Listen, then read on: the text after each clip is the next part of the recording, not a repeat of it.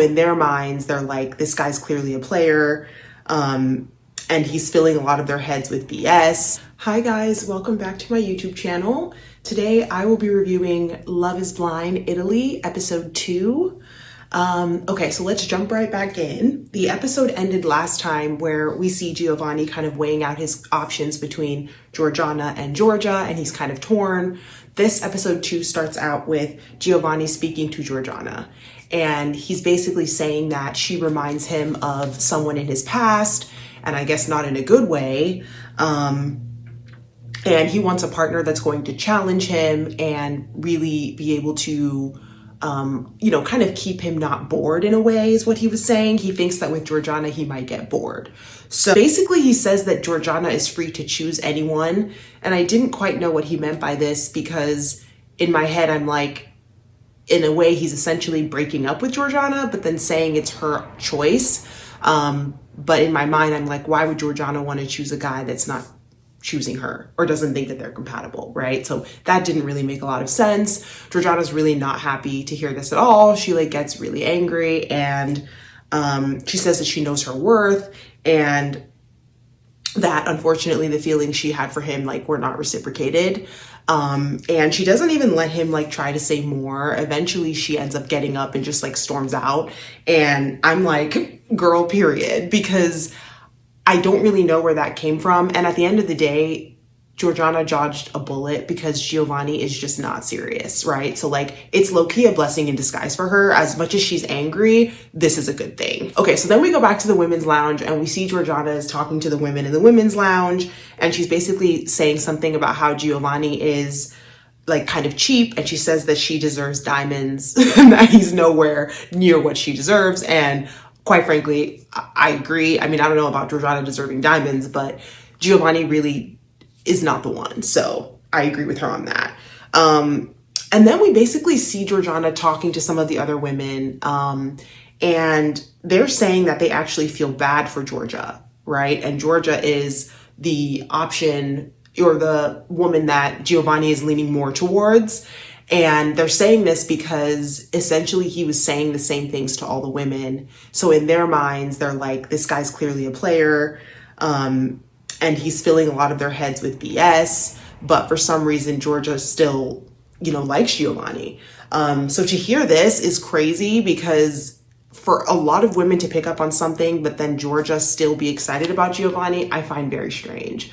I'm not saying that when you're choosing a partner, you should always consider other people's opinions, but when multiple people feel the same way about one guy, you need to pay attention. There's no way that that's a coincidence, that all the women in this women's lounge, see Giovanni as a red flag. That's crazy, but somehow Giorgia is still going for it. So we then go back to the men's quarters and we see Alessandro, and he's saying that he feels like he's basically fallen in love with Elisa.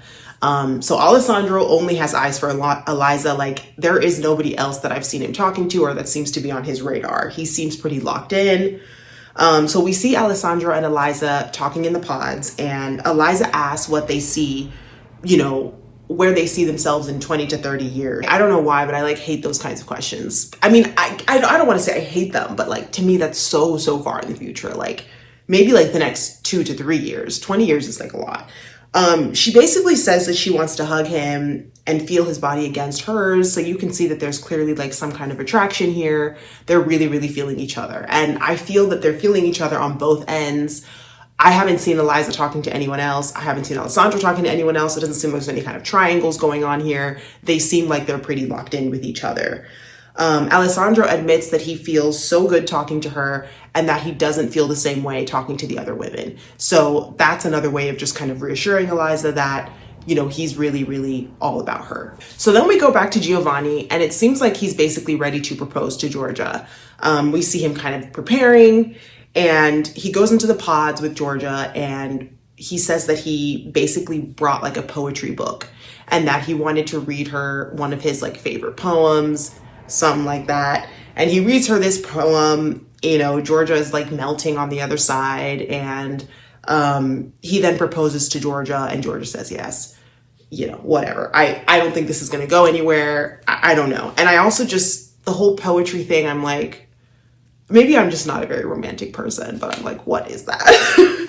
So yeah, Giorgia says yes. So, you know, they're now engaged. Okay, and then one thing I noticed I have to bring up is after Giovanni and Giorgia got engaged, right? Giovanni goes back to the men's lounge and all the men are like really excited and like, you know, dapping him and whatever. And I noticed that the women's lounge was the complete opposite. Like Giorgia walked in, but the women were not like coming after her with excitement. Nobody looked excited. I noticed that difference. Like the men were excited for Giovanni, but the women were not excited for Giorgia. And we all know why, because in their minds, they're like, girl, this guy is a red flag. So that was one of the biggest differences. Giovanni is like different with the men than he is in the way that the women see him. So yeah, we'll see what happens. Okay, so now we are introduced to Hyoni. She's 34 years old and she's from South Korea.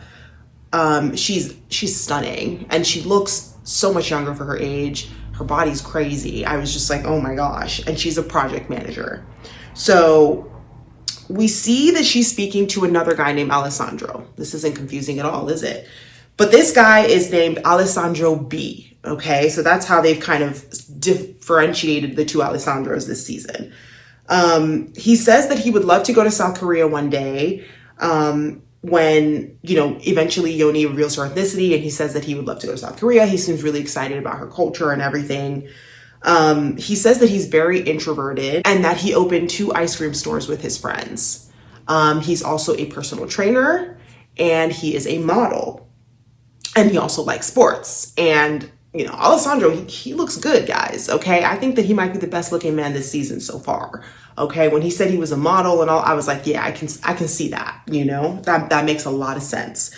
So Hyoni says that she likes to run and she also likes to be active. So they realize that they have that in common. And when Hyoni says she likes to run, Alessandro says something about how she must be pretty thin because she likes to run. And Hyoni killed me with this answer. She responded to him and said, well, elephants can run too. It's just like, what? But I thought that was really funny because you can see that Alessandro B is kind of reaching to figure out, okay, what does this girl's like body type look like? And it's like, no, we're not supposed to do that. This is Love is Blind, in case you forget, because sometimes people forget what show they're on. Clearly, she was like, we're not going to do that. Elephants can run too, you know, just to tell him I might look like a whole elephant on the other side of this pod. I thought that was hilarious. Okay, we see Nicola. And he says he's still torn between Karen and Ludovica. Nicola says he's afraid to open up completely because in his past, he's always been the one who gets rejected or dumped. I find this interesting because the way he described his past as being a soccer player and somebody who was kind of, you know, got a lot of women, I didn't really expect him to be somebody that was dumped a lot in the past. I don't know why that kind of surprised me. But we can see that Nicola also has some insecurity there, right? That like, he's maybe really nervous to be vulnerable, for some reason. So, okay, then we see Nicola and Karen, and Nicola lets Karen know that he basically has other connections. I thought that this conversation was so strange.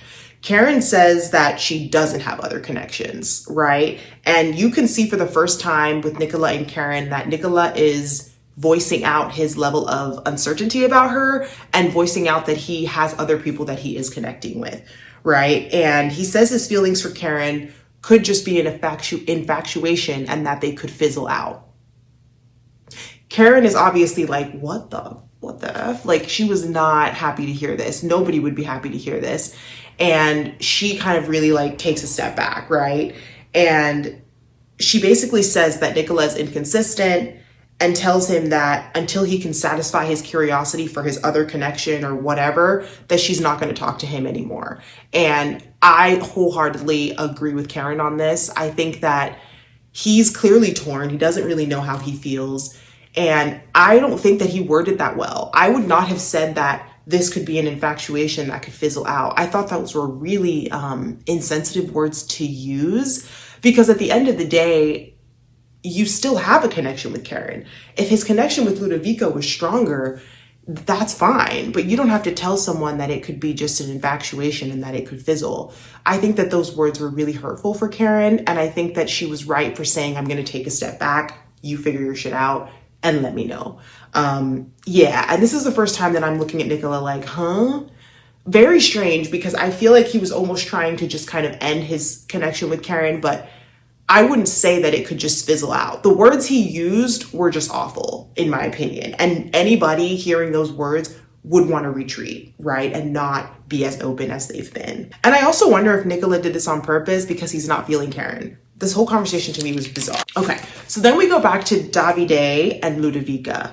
And Ludovica says to Davide that she thinks that he's shallow, seems like he's, you know, when she tries to get deep with him, he's always cracking jokes. He doesn't take things serious. And it's been harder for them to kind of go into like deeper, more serious conversations. She says the other guys have found a way to make her open up. And unfortunately, like Davide has not done that for her.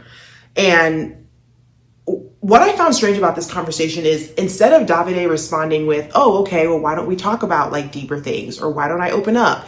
He like just laughs it off. And then we see him going back to the men's quarters or men's lounge and saying that he's going to have to make up for his behavior and that he's going to have to send her a gift tomorrow or something, or like flowers or something. And I thought this was strange because in my mind, I was like, if someone is telling you in the pods that they want you to go deeper, go deeper. I don't understand Davide. I find him so bizarre. Like, go deeper with her. There's no need to always be like joking and, you know, having things be so lighthearted. I don't get it. So then we go back to Giovanni and Giorgia and we see that they're getting ready for their reveal. They both seem pretty happy when they saw each other. I wasn't sure at first. I was like, how is this gonna go? She basically says that he looks like a real man and you know, she seems happy with him. And he says that she's gorgeous. You know, Giovanni gets down on one knee. He proposes to her in real life, puts the ring on her finger. They ended up kissing and it didn't really seem awkward. I was like, okay, this seems like it's gonna go well. We'll see. They even danced like he was like dancing with her. And at one point he like dipped her down. So yeah, I picked up on this reveal going pretty well. You know, I wasn't sure how it was gonna go. So there's hopes for this couple. We shall see. We shall see. But yeah, Giovanni basically says that there's chemistry between them and that he's excited to see her again. Okay, so then we go back to Parmi and Gergana. Gergana basically says she's the only child of immigrant parents. And Parmi asked Gergana how she basically deals with conflict. She says that she likes to basically diffuse the situation. And Parmi says that when he is faced with conflict, he needs some space.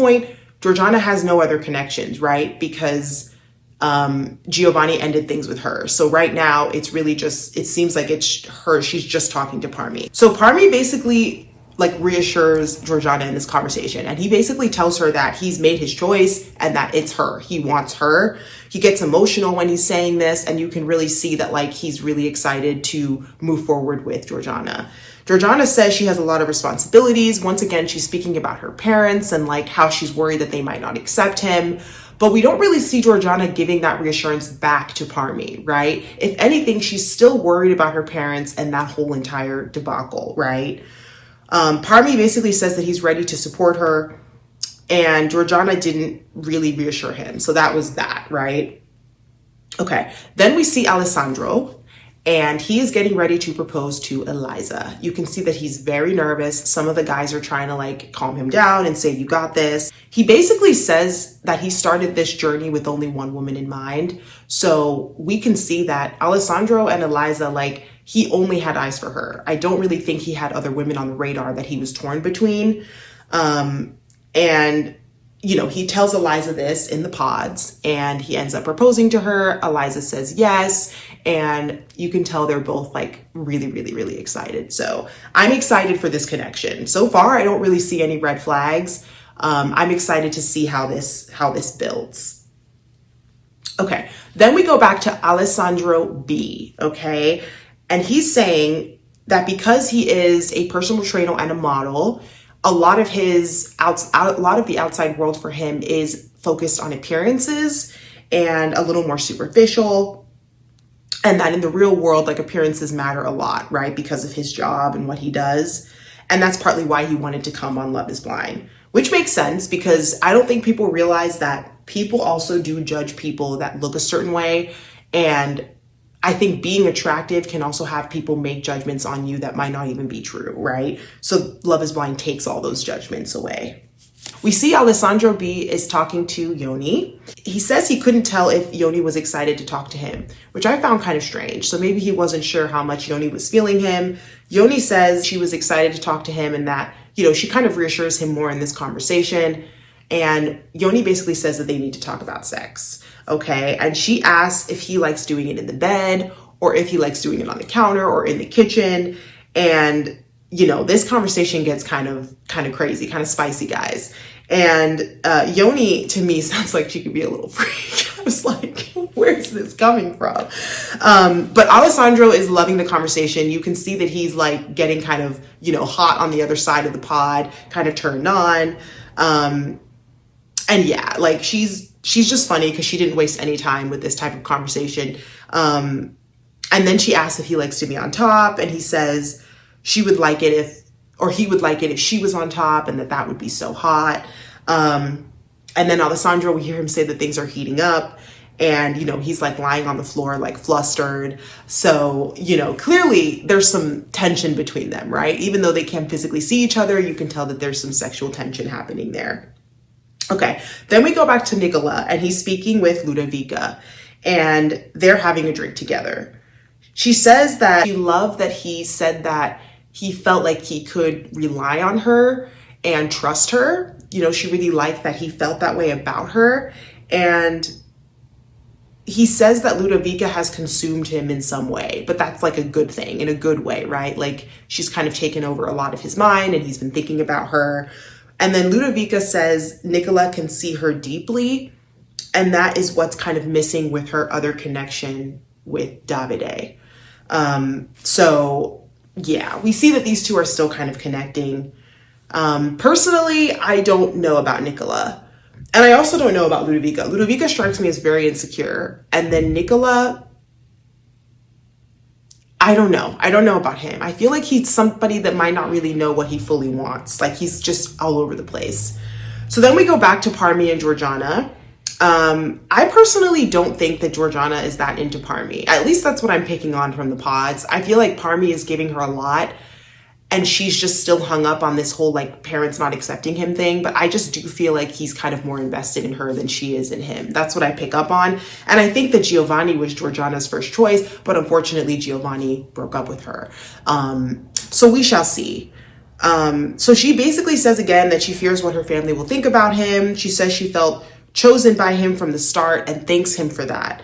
Even her saying that, I think that Gergana maybe only really wants Parmi because Parmi has chosen her, is choosing her, if that makes sense. But I'm like, do you like Parmi, right? Like, that's what I'm not sure about when it comes to Gergana. Okay, then we go back to Alessandro and Elisa, and they are preparing to have their reveal. Elisa says that she's afraid he won't like what she looks like, and I'm like, girl, have you seen yourself? I don't know what she's talking about. It's going to be fine. But, you know, rightfully so, she's nervous, I guess. And that's basically how the episode ends, right before we see Alessandro and Elisa's reveal. If you guys made it this far, please like, comment, and subscribe. If you guys have any opinions about anybody I talked about, I'd love to hear your opinions down below. And if you made it this far, you should definitely subscribe. Thank you guys so much for watching. Bye.